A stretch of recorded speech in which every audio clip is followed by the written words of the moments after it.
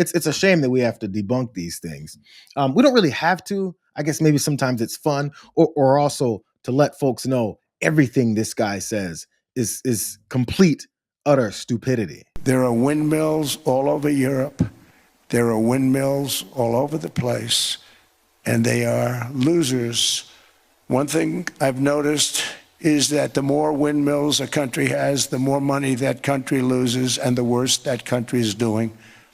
China makes almost all of the windmills, and yet I haven't been able to find any wind farms in China. Did you ever think of that? It's a good way of looking at it. They're smart. China's very smart. They make them, they sell them for a fortune. They sell them to the stupid people that buy them, but they don't use them themselves. They put up a couple of big wind farms, but they don't use them. They just put them up to show people what they could look like. They don't spin, they don't do anything.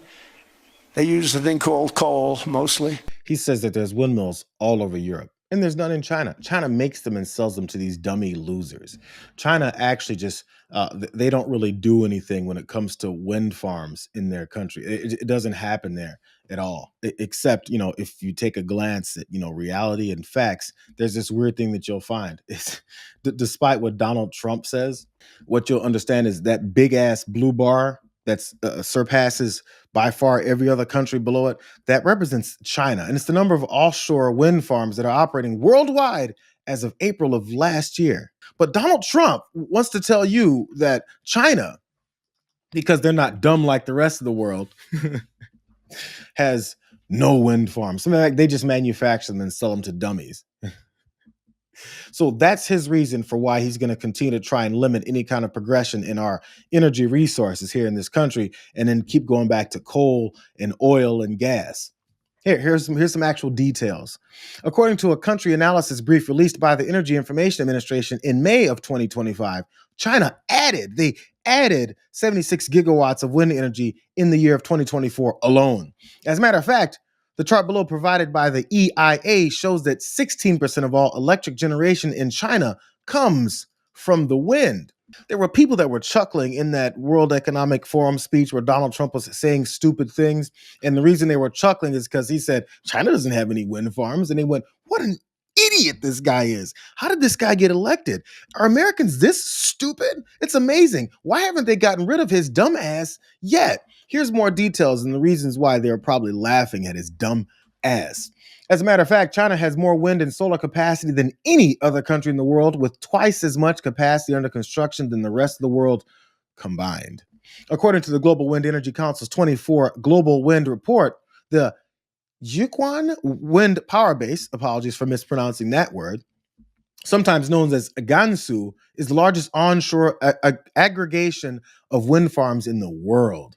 Gansu currently has over 7,000 wind turbines in operation, generating over 10 gigawatts of power, which is sufficient to provide power to approximately 7.5 million homes. The National Energy Administration of China states that by the time it's complete, the Gansu project will generate over 20 gigawatts of electricity, enough to power 15 million homes and cover thousands of square miles. So do you think no one around him knows this? Or do you think no one around him is willing to tell him this? Or maybe after he steps off stage and pops his collar and thinks that he just had a great victory in his stupid speech, do you think any of them go, well, Mr. President, you don't really know what you're talking about? As a matter of fact, I don't want to stand next to you right now because I still see those other world leaders laughing at us about what it is that you just said. Because again, this is the fourth example. That huge, big blue circle, that represents China. Just in case you need a little bit more, visual illustrations about what it is that this guy is so wrong about. Hey, I was just talking about Donald Trump's hatred and racism, specifically towards Ilhan Omar and Somalia, right? He keeps bringing it up because he's obsessed and he's a racist. Here's another chart about wind energy capacity by country. The darker the blue, the more wind energy capacity they've got. That really dark section up here that I'm pointing at, that's China. It's really dark. Hey, America's pretty dark too, except the problem is he's trying to undo those things. Anyone that's helped to produce and advance our wind energy technology, this guy and this Republican Party have completely and utterly been against. So I decided to look in a little closer. I said, let me check this out. Let me see if this works. If you zoom in, if you hover over a country, you'll see, they'll tell you the country and also the total megawatts of wind energy. I found me this little place. It's weird. It's called Somalia.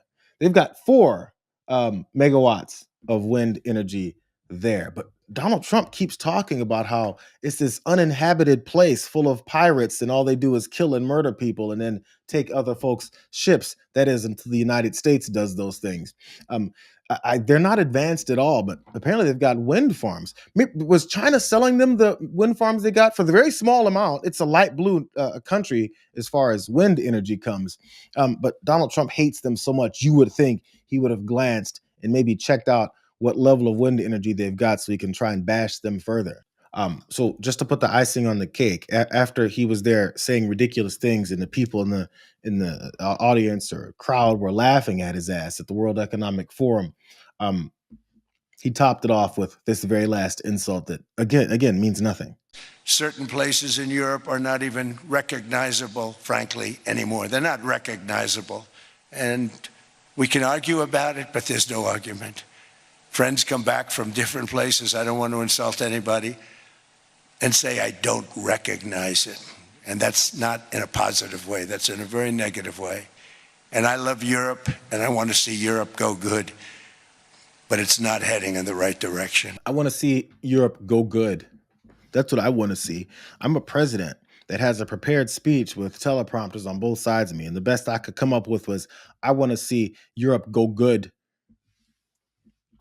Embarrassing for him.